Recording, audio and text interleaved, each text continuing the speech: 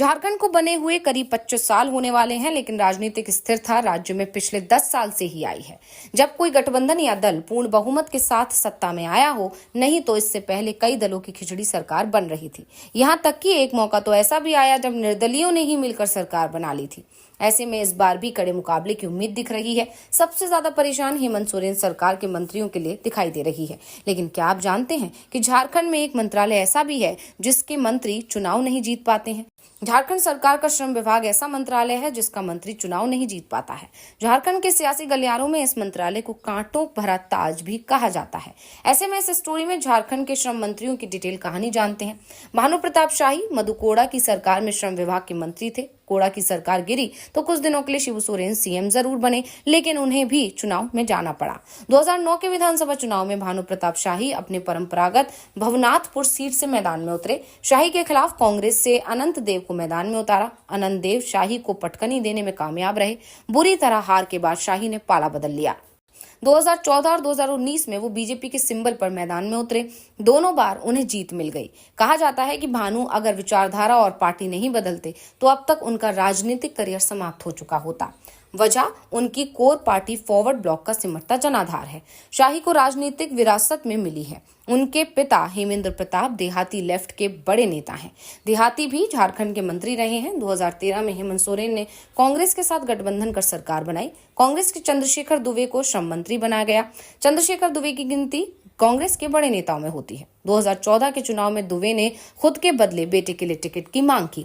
Party ने Vishrampur seat से उनके बेटे अजय को टिकट भी दे दिया, लेकिन अजय जीत नहीं पाए।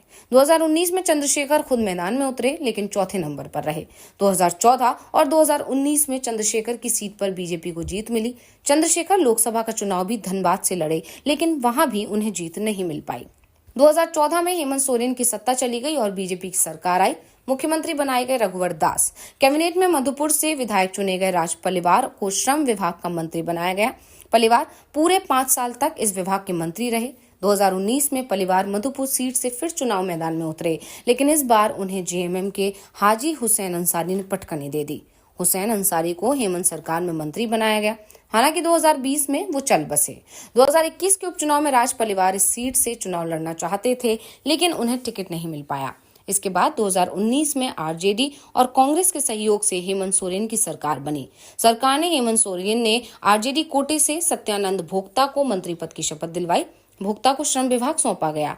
चतरा सुरक्षित सीट से मंत्री बने। भोक्ता के साथ 2022 में खेल हो गया। 2022 में केंद्र सरकार ने सत्यानंद भोक्ता की मूल भोक्ता जाति को दलित से आदिवासी में शामिल कर दिया।